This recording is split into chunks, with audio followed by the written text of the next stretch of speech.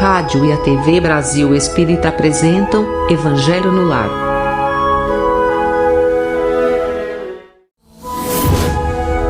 Apresentação: Vera Ferraz.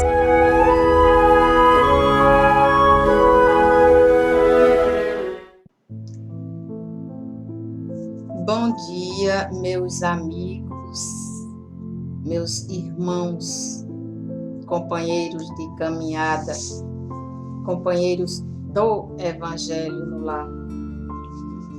Bom dia, amigos ouvintes da Rádio Brasil Espírita. Mais uma vez aqui juntos para realizarmos o Evangelho. E eu peço licença para estar com você no seu ambiente sagrado por alguns minutos. Lembrando nosso recipientezinho com água para que os nossos irmãos benfeitores, estes que estão no nosso entorno, que nos acompanham durante a leitura do Evangelho, que eles fluidifiquem essa água e que nós possamos fazer uso dela em nosso benefício, na reequilibração do nosso corpo, das nossas forças. Como sempre, a leitura que prenuncia o nosso Evangelho vem de Chico Xavier, pelo Espírito Emmanuel, e está no livro Palavras de Vida Eterna. O texto, belíssimo, tem o título assim: Existimos. Vim para que tenhais vida, e vida em abundância. Jesus, João, capítulo 10, versículo 10. Existimos. Existem todas as criaturas saídas do hálito do Criador. A pedra existe, a planta existe, o animal existe. Existem almas nos passos diversos da evolução. Em sentido espiritual, no entanto, viver é algo diferente de existir. A vida é a experiência digna da imortalidade.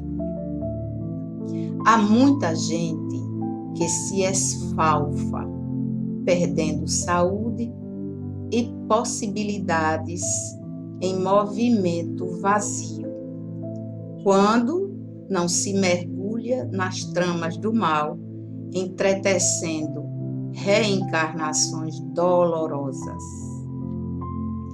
Há muita gente que destrói o próprio cérebro escrevendo sem proveito, quando não expressa o pensamento para inspirar negação e crueldade, entrando em sofrimentos reparadores. Há muita gente que aniquila as horas, falando a esmo, quando não se utiliza do verbo para ferir e enlouquecer os semelhantes, adquirindo débitos escabrosos. Há muita gente que pede essa ou aquela concessão para frustrá-la em atividades sem sentido, quando não a maneja em prejuízo dos outros, criando lágrimas que empregará longo tempo para enxugar. Todos esses agentes da inutilidade e da delinquência existem como todos nós existimos. Observa assim o que fazes. O berço confere a existência, mas a vida é obra nossa. Ou seja, existir não é viver. A pedra existe, o animal existe, a planta existe. Mas há uma diferença para nós. Viver implica darmos uma forma à nossa existência. E essa forma, a escolha é nossa, depende de nós. Se queremos dar uma forma decente, digna para a nossa existência, ou se gastaremos essa existência de forma inútil. É uma questão de escolha. Convido você, meu irmão, para junto comigo elevarmos o nosso pensamento até o alto, tão alto, que possamos nos conectar com a superioridade. E nessa conexão, pedir força ao Mestre Jesus. Força, para que nós possamos perseverar no caminho da construção de uma boa conduta, que nós possamos ser produtivos em favor do bem, que Jesus ilumine os nossos pensamentos, para que nós possamos sempre utilizá-los em favor do nosso crescimento, em favor da humanidade. Que a cada dia, de uma forma serena, paulatina, perseveremos no bem e daremos passos adiante, em frente, na tentativa de sermos melhores. Que Jesus nos abençoe e que Maria suavize os nossos corações, ilumine os nossos pensamentos e esteja conosco no nosso dia a dia. Hoje, muito principalmente, que nesse dia que está iniciando, nós possamos fazer algo em favor do nosso crescimento, do bem. Que Jesus nos abençoe hoje e sempre. Que os nossos irmãos benfeitores aqui presentes nos envolvam também em paz e luz e abençoe a água que nós iremos fazer uso. Para a leitura do Evangelho, hoje trago um texto que está no capítulo 5 do Evangelho de Jesus, do Evangelho segundo o Espiritismo. E o título é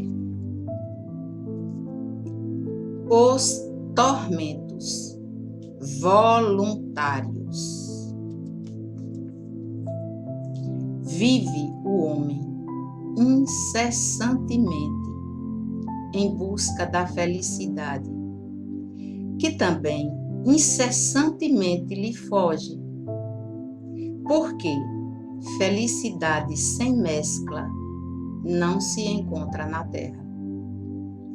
Entretanto, malgrado as vicissitudes que formam o cortejo inevitável da vida terrena, poderia ele, pelo menos, gozar de relativa felicidade, se não a procurasse nas coisas perecíveis e sujeitas às mesmas vicissitudes, isto é, nos gozos materiais, em vez de a procurar nos gozos da alma, que são um prelibar dos gozos celestes imperecíveis. Em vez de procurar a paz do coração, única felicidade real neste mundo, ele se mostra ávido de tudo o que o agitará e turbará, e coisa singular. O homem, como que de intento, cria para si tormentos que está nas suas mãos evitar. Haverá maiores do que os que derivam da inveja e o do ciúme? Para o invejoso e o ciumento não há repouso. Estão perpetuamente febricitantes. O que não tem e os outros possuem, lhes causa insônias. Dão-lhes vertigem os êxitos de seus rivais. Toda a emulação para eles se resume em eclipsar os que lhe estão próximos. Toda a alegria em excitar nos que se lhes assemelham pela insensatez. A raiva do ciúme que os devora. Pobres insensatos, com efeito, que não imaginam sequer que amanhã, talvez, terão de largar todas essas frioleiras cuja cobiça lhes envenena a vida. Não é a eles, de certo, que se aplicam estas palavras. Bem-aventurados os aflitos, pois que serão consolados. Infelizmente, não. Visto que as suas preocupações não são aquelas que têm no céu as compensações merecidas. Que de tormentos, ao contrário, se poupa aquele que sabe concentrar-se, contentar-se com o que tem, que nota sem inveja o que não possui, que não procura parecer mais do que é. Esse é sempre rico, porquanto se olha para baixo de si e não para cima. Vê sempre criaturas que têm menos do que ele. É calmo, porque não cria para si necessidades quiméricas. E não será uma felicidade a calma em meio das tempestades da vida? Fenelon, Lyon, 1860.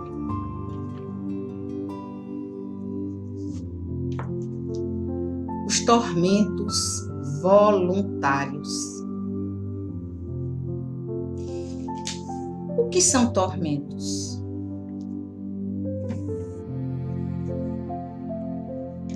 O que significa tormento?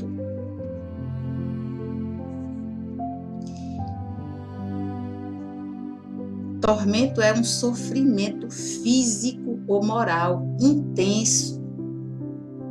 É uma dor.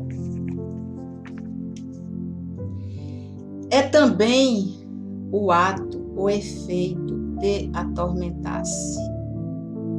Estado de ansiedade ou de angústia, súplica, tortura, má sorte ou adversidade, desgraça, miséria.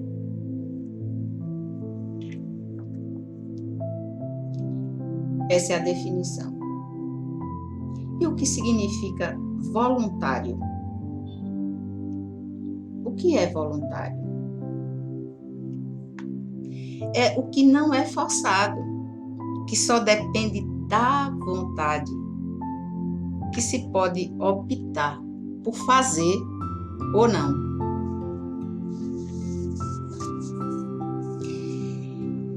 Então, tormento voluntário, ou seja, um sofrimento por opção, uma dor que se deseja ter.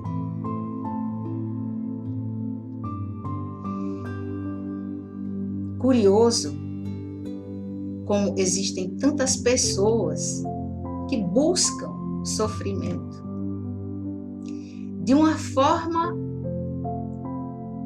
consciente, às vezes não. Mas se tormento voluntário é um sofrimento que a gente opta por ter, como é que é? E o texto traz 2 exemplos. Inveja, sentimento de inveja, e o sentimento de ciúme. Enquanto eu fazia a leitura, eu busquei na minha biblioteca algo que falasse sobre inveja, porque sobre ciúme a gente sempre encontra. Na literatura da psicologia, por exemplo, há uma vasta literatura acerca desse sentimento de ciúme, o que ele provoca, em que circunstâncias ele chega, por que razão. Mas sobre inveja, é algo que não tem tanto. Não existem muitas publicações, não existem muitos estudos acerca da inveja. Procurei sobre a linguagem dos sentimentos, mas pouca coisa me veio. E aí, o que é que nós entendemos por inveja? Inveja é um sentimento ou estado mental no qual existe dor ou infelicidade. Isso porque o sujeito não possui o que o outro tem, sejam bens ou qualidades superiores ou outro tipo de coisas. É um sentimento controverso, porque indica algo positivo que desperta algo negativo. Como assim? O bem que o invejoso vê desperta nele o mal, ou seja, desperta esse sentimento inferior de infelicidade, de dor, de sofrimento, porque ele não tem o que o outro tem. Como se origina a inveja? A inveja nasce da autorrejeição, diminuindo a autoestima e minando o crescimento pessoal. Óbvio. Quando eu vivo a olhar para o outro, desejando o que o outro tem, o que acontece comigo? Eu deixo de olhar para mim. Eu deixo de lado as minhas habilidades. Então, enquanto eu perco o meu tempo olhando e desejando o que é do outro, eu esqueço de desenvolver o que eu tenho de bom em mim. Então, dessa forma, eu desperdiço meu tempo, olhando para o que é do outro e esquecendo o que eu tenho de bom. Como o invejoso vive se consumindo, desejando ser o outro a quem ele inveja. Perde a oportunidade de olhar para si próprio e descobrir e desenvolver as suas habilidades. Muito triste. Dessa forma, como qualquer doença, a inveja tende a se agravar e chega num ponto tal que o invejoso deseja e até executa a destruição do outro. A Bíblia, em Gênesis, lá no Antigo Testamento, traz a história de Caim e Abel, os dois irmãos que um mata o outro por ciúme ou por inveja. Caim matou Abel por inveja e ou ciúme. Isso faz parte do nosso contexto. Nós temos isso nas nossas vidas. A exemplo desse sentimento tão tirano, há uma fábula sobre a tentativa de uma fada de trazer o invejoso para uma situação diferente.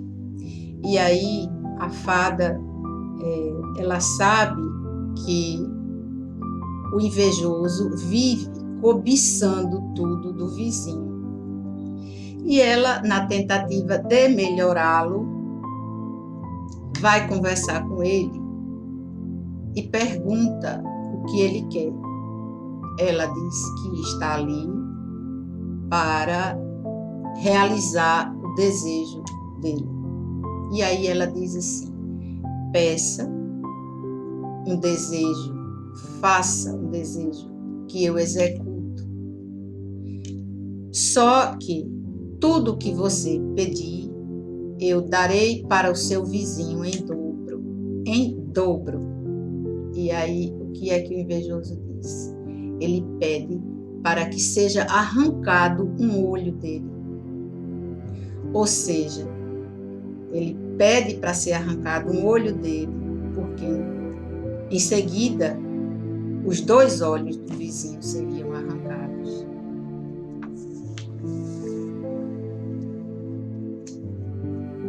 E aí, pasmem, né? A que ponto chega o sentimento de inveja? Moral da história: o prazer de ver o outro se prejudicar prevaleceu sobre qualquer vontade. Apesar de ser considerado o mais renegado desses sentimentos entre os 7 pecados capitais, a inveja não é muito estudada. Como eu falei anteriormente, a vasta literatura na área de psicologia se ocupa de entender e explicar outros sentimentos. Dizem alguns autores que não há dignidade no sentimento da inveja. Até a raiva e o ódio extremos podem ser explicados por uma razão nobre qualquer, mas a inveja sempre representa um sentimento obscuro, sem justificativa legal, mesquinho e isolado, fútil, escondido. Será que é por essa razão que é pouco estudado? Outros sentimentos a gente não disfarça. Quando fala-se em ódio extremo ou raiva extrema, e que pode ser explicado por alguma causa nobre, a gente entende assim: quem é que já não se encheu de cólera, de ódio, de raiva em alguma situação na vida? Por exemplo, quando você é desrespeitado. Por exemplo, quando você tem um filho que chega em casa machucado.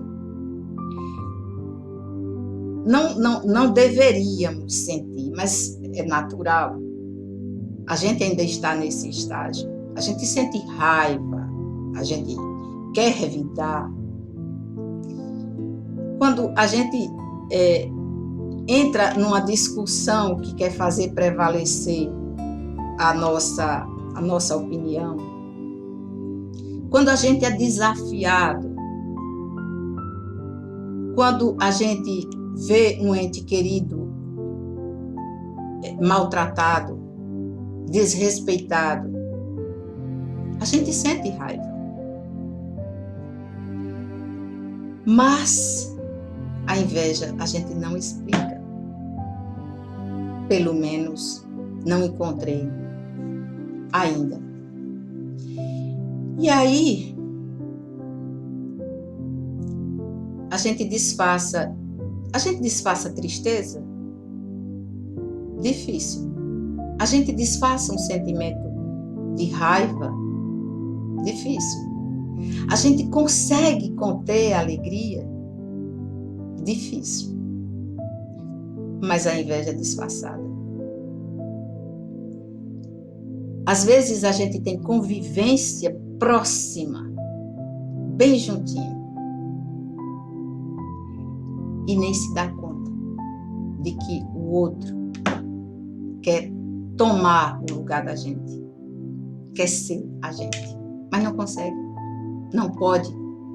E o que é que faz? O invejoso, às vezes, a cobiça e a inveja é tanta que ele não quer o que o outro tem, ele quer ser o outro. E como não consegue, porque isso não é possível, o que é que ele faz? Ele quer destruir o alvo, o objeto da inveja. E será que esse sentimento faz mal só a quem o traz consigo?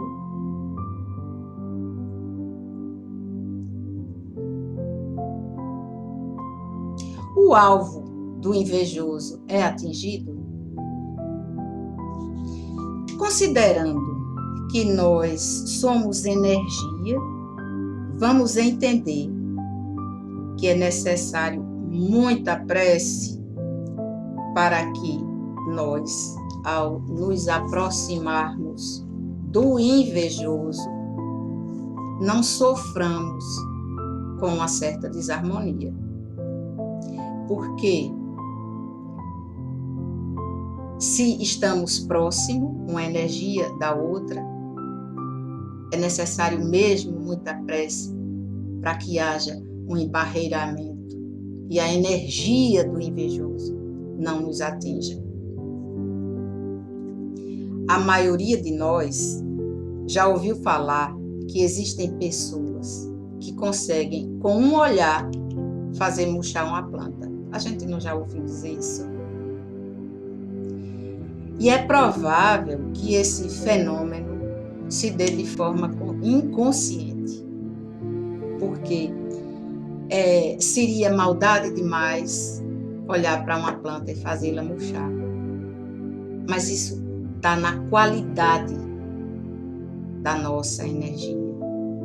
Certamente que a energia do invejoso é muito densa. E o que fazer para nos livrar do olhar que pode nos atingir? Se for possível, vamos sair do alvo e proteger-nos com muita prece para evitar entrar nesse padrão de sintonia. Hoje é algo que faz parte do nosso dia a dia, as redes sociais. Isso tem sido muito comentado. Quanto mais a gente se expõe, se colocando como conquista, sucesso, mostrando as nossas aquisições, quanto mais a gente se expõe, mais cresce a inveja. Importante que nós, na medida do possível, preservemos a nossa imagem, as nossas conquistas, o nosso sucesso. Infelizmente, isso é necessário. E sobre ciúme? Em tese, traduz medo de perder. E esse medo, o que é que revela? Revela insegurança, que geralmente, nas relações afetivas, denota baixa autoestima. Ou seja, o ciumento não se sente capaz ou merecedor de manter aquele vínculo. E a maioria de nós, humanos comuns, em algum momento sente insegurança. A psicologia, um dos conceitos da psicologia, é de que o ciúme é um sentimento complexo e de difícil compreensão, provocado pelo medo de perder a pessoa amada. É também o desejo de manter ou de proteger algo que é motivo de orgulho. E vem aí a questão da posse, do apego, que resulta, via de regra, na tentativa de controlar, de aprisionar a vida do outro. E o que é que a gente entende por isso? Dizem que o ciúme é expressão de amor, mas o amor não é libertador? Na verdade, o ciúme também é um sentimento que traz bastante sofrimento, tanto para a pessoa que traz o ciúme consigo, quanto para o outro que é perseguido e controlado. Numa relação em que há muito ciúme, existe sofrimento dos dois lados. Não existe liberdade. Não existe paz. A base, porém, é sempre a questão de inseguranças, falta de autoconfiança e a autoestima rebaixada.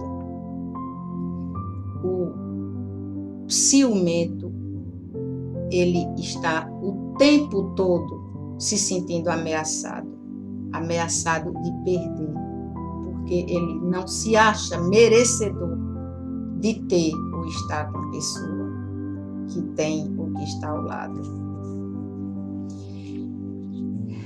Ou seja, reportando-nos ao texto em foco sobre os tormentos voluntários. Quem é que escolhe sofrer? Se são escolhas nossas, isso quer dizer que nós mesmos podemos nos curar. De que forma? Fazendo opção pela liberdade, pela nossa liberdade, pela liberdade do outro, para que a nossa vida possa fluir, para que nós possamos frutificar no bem. Tormentos voluntários são sofrimentos que optamos por tê-los. inveja e ciúme. Dois sentimentos corrosivos, terríveis, que nos impedem a marcha, que nos impedem o crescimento. E depende de nós a cura.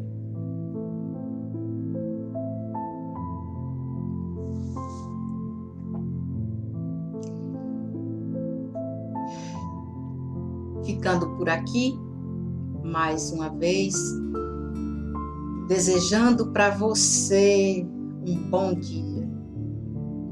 Que a lição do Evangelho de hoje sirva mesmo para quem ouviu, sirva de lição. Que nós possamos refletir sobre esses sentimentos inferiores que tantas vezes carregamos e que faz muito mal. Se temos, vamos nos livrar deles, porque depende única e exclusivamente de quem sente. Buscando tratamento, seja lá de que forma for, mas vamos fazer isso em nosso favor. Hoje, ficando por aqui, agradeço imensamente pela sua companhia, pela sua atenção. E lhe convido outra vez a, junto comigo, elevarmos o nosso pensamento e pedir a Deus que tenha misericórdia de todos nós. E muito principalmente desses irmãos que ainda carregam essa energia densa, esses sentimentos corrosivos, tão destruidores, que destroem a eles próprios, que destroem as relações. Que Deus nos dê força para nos livrarmos dos sentimentos ruins, para fazermos escolhas no bem. Que Jesus, esse mestre, irmão, amigo, que é um exemplo, que nós possamos fazer uso desse exemplo e seguir Jesus. Que Maria fortaleça a nossa fé, os nossos corações e nos dê firmeza nos passos, rumo ao amor, rumo ao bem. Que a paz do Cristo Jesus repouse nos nossos corações hoje e sempre. Que Maria nos abençoe e que nós possamos buscar no exemplo de Allan Kardec a perseverança no crescimento e a fé em Deus. Que Jesus nos abençoe. Boa semana, bom dia. E até o nosso próximo encontro.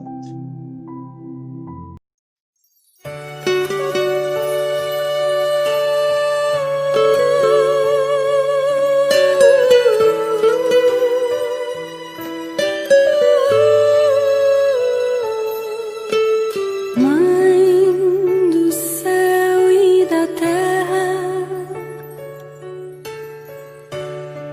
de amor contagiante,